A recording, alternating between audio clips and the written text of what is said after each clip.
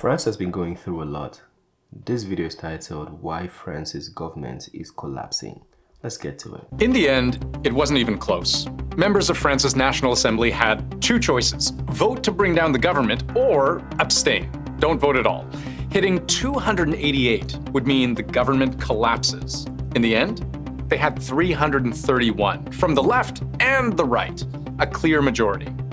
For the first time in more than 60 years, the country's government has been ousted. So all of this has led to a couple of big things. One, France's prime minister resigned. But two, the president, Emmanuel Macron, is as defiant as ever, accusing his opponents of acting against the interests of the country and vowing to build a new government from the ground up. Je nommerai dans les prochains jours un Premier ministre. Except what escalates all of this to crisis levels is that the country has to figure out how to avoid economic disaster. Because for years, France had already been driving towards a steep financial cliff. And despite reassurances from the president, the steering wheel to the car just popped off. We can say it's the same thing happening in Canada right now. The Minister for Finance of Canada, or the Deputy Prime Minister, just resigned. But we'll come there. The vote to bring down France's government takes on a whole different meaning when you understand how much trouble France's economy is in right now. Racked up debt. France is in huge debt. Spiraling debt. First, let's talk about the country's debt. 3.2 trillion euros and rising. For reference, that's more than double what EU regulations set as the debt cap for its members, 60% of GDP. And the comparison to Greece? For a brief time, France's borrowing costs actually exceeded those of Greece. And that economy has been scarred by crippling debt for years. France is currently under a lot of pressure from the European Union because of its spending. And this economic uncertainty translates into planning insecurity for business and for investors, and this is very bad for the economy. To be clear, when your economy is being compared to the economy of Greece, you're in bad shape. And let's talk about GDP. Growth in France has been quite stagnant. If we look back to 5 years ago, there was the pandemic, and then there was the recovery. But ever since then, and especially in the last 2 or so years, France has consistently fallen short of the 2 to 3% growth most economists agree is where a country wants to be. The debt is simply too high, and the deficit is too high. And in order to bring those down, bring the deficit down, France has to cut expenditure and also would need to increase taxes to some extent.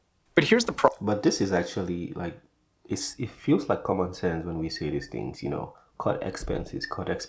But doesn't Emmanuel Macron know to do this? He should already be doing this. Or is he intentionally not doing it? This happens in Canada as well, and we're like, cut the expenses. It happens in Nigeria as well. We are like, cut the expenses. Why don't they do it? Is it so difficult? What is so difficult about it? I'm not in the government. Maybe I don't know. If you know, maybe tell me. Problem. In trying to solve this issue, the government made the debt problem worse. Macron wants to spend $9.3 billion over the next 4 years to tackle poverty. In Macron's first term, he was pushed by a sweeping protest movement to put billions of dollars of public money into people's pockets. Minimum wage went up, tax increases were pulled away.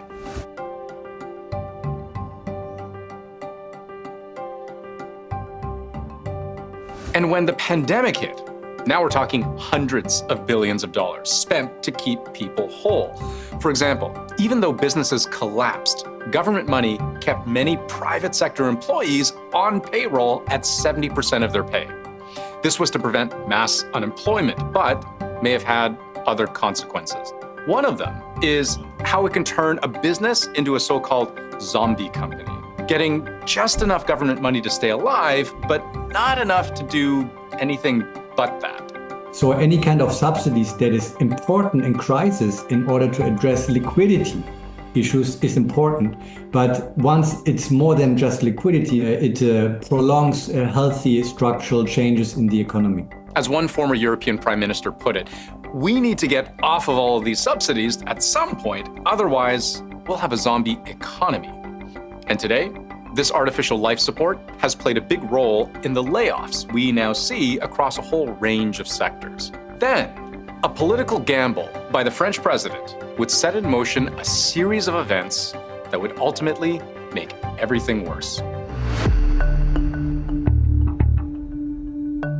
Back in July, when Emmanuel Macron thought he could consolidate power by calling a snap The snap election. The snap election. Snap election. he actually just shot himself in the foot. Macron's centrist bloc came second, not enough for his gamble to have paid off. Marine Le Pen's far-right Rassemblement National, the National Rally Party, only got stronger, winning many more seats.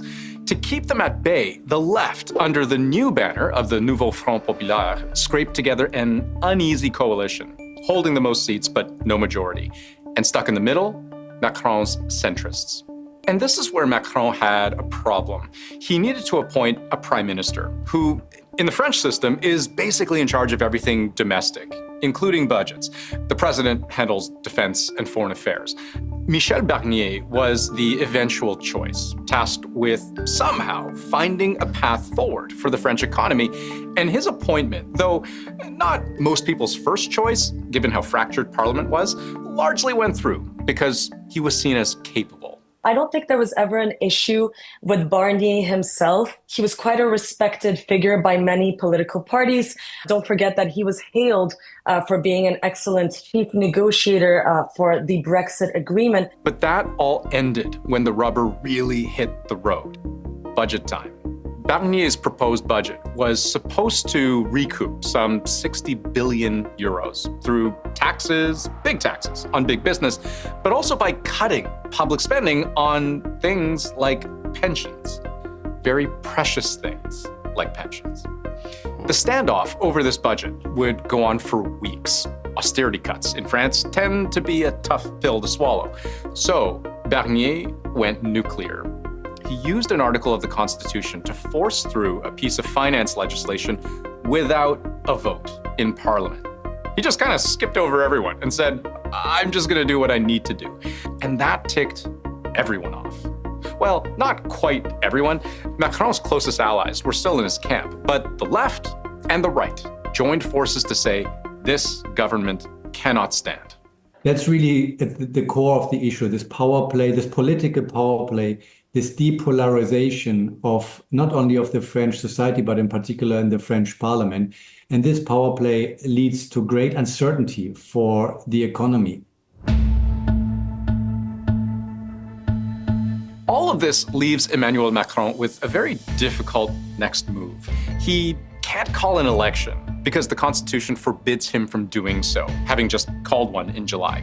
Next July, he can call an election. So that's a big gap where France has no way of passing a budget to get its economy back on track. Macron is clearly under pressure. The no confidence vote was primarily a no confidence vote against him. He has to come up with a new prime minister, with a new government. Constitutionally, that is his task to appoint a new government, and he should do so quickly. If Macron doesn't choose someone that at least, has some sort of majority approval, well, then the MPs can just, again, organize a no confidence vote, and then we're back to square one. This process of choosing a new PM, Macron says it will only take days, and he was pretty defiant of those suggesting he should resign.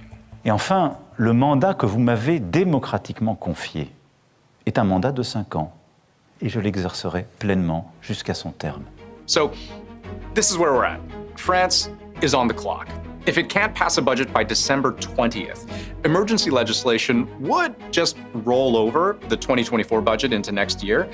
But there's a consensus out there that you can't fix France's current day problems with yesterday's solutions. And until they figure that out, we have Macron once again trying to pick up the shattered pieces of a failed election gamble and a French economy that is in really rough shape.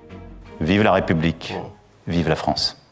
Anyways, that was a great video. France has been going through a lot. Emmanuel Macron has been going through a lot, from his fight in the African nations, pushing the French military away from their nations, and also the business, basically the kind of business they were doing in Africa has been changing. That business climate has been changing a lot.